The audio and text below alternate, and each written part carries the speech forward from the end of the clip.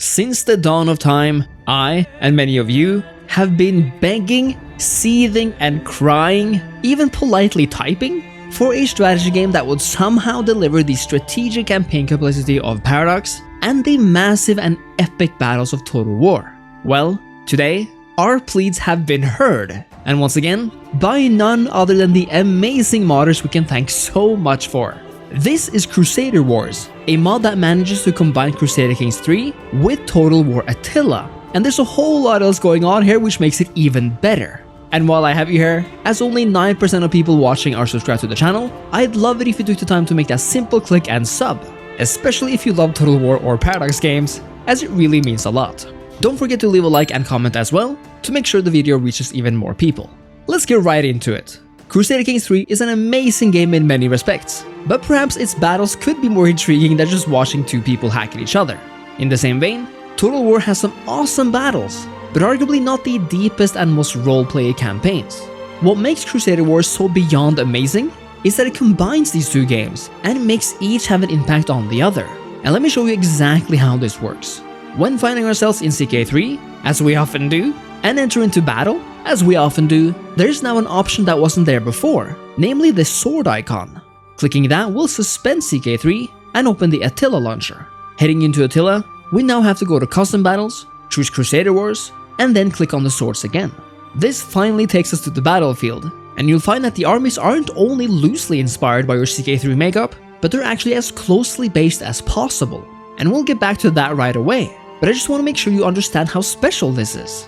We can now actually combine these two amazing games in a way that's never been done before, and I think that's worth really taking in.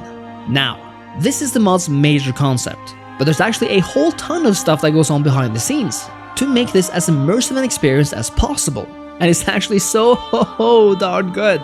First of all, perhaps the largest and most awesome feature is that Crusader Wars specifically plays nicely with two specific Attila mods in particular, namely the Anno Domini 768 compilation, which is a host of new units for the Age of Charlemagne time period, which of course relatively neatly coincides with CK3's early start date in 867.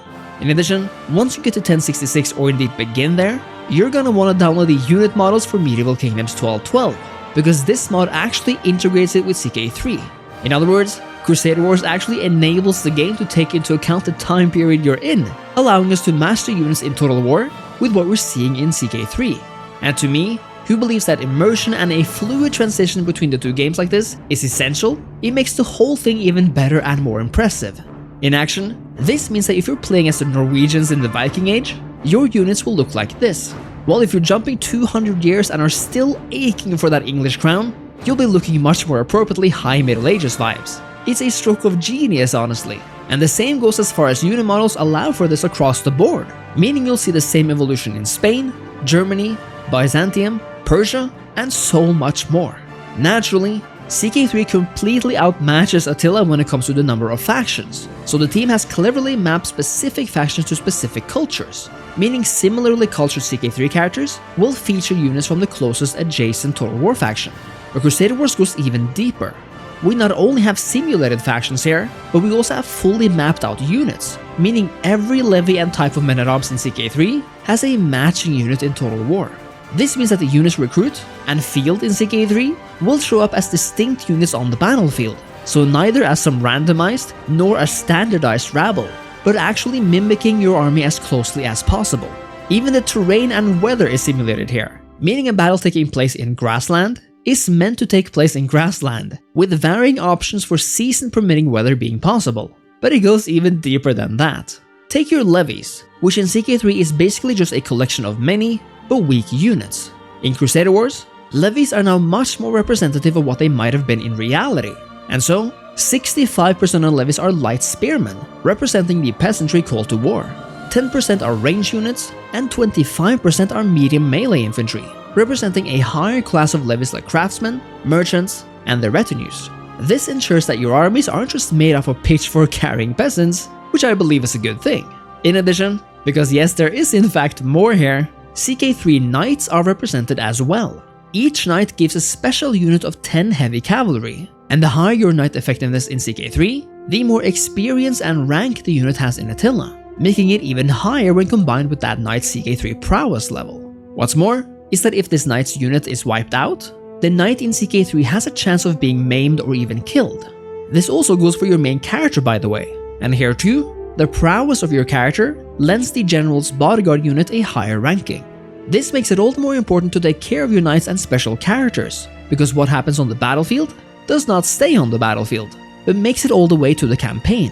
This doubly goes for the actual battle outcome. The results from your battle in Attila are more or less accurately translated into CK3, meaning devastating losses or heroic victories are more important than ever, as they may even have a big impact on your war score. What I've laid out here is absolutely fantastic on its own, but you'll be even more hyped to learn that these are features restricted to the alpha version only. In the future beta and release versions, there's even more stuff planned.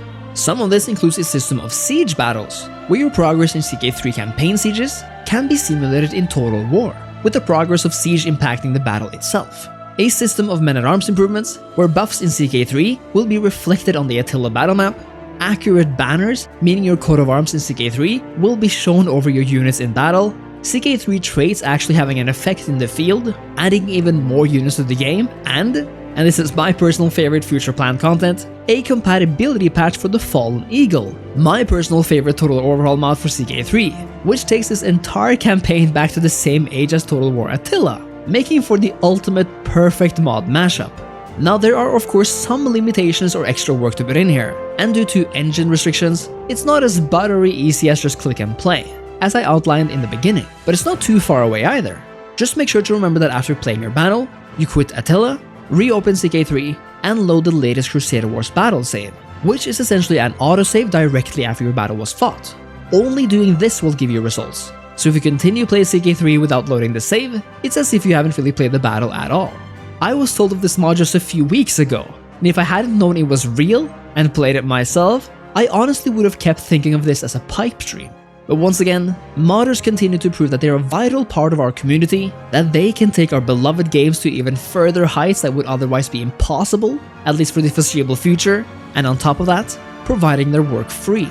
Crusader Wars is just in its beginning phase, but with a killer concept and surprisingly well thought out execution, and a fantastic row of features and integration mechanics, it's actually quite unbelievable even in this alpha stage. I'm extremely hyped for this mod and its future, and I just know you guys will be too.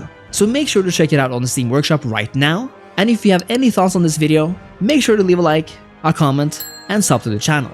Thank you so much for watching, and I'll see you next time. Cheers!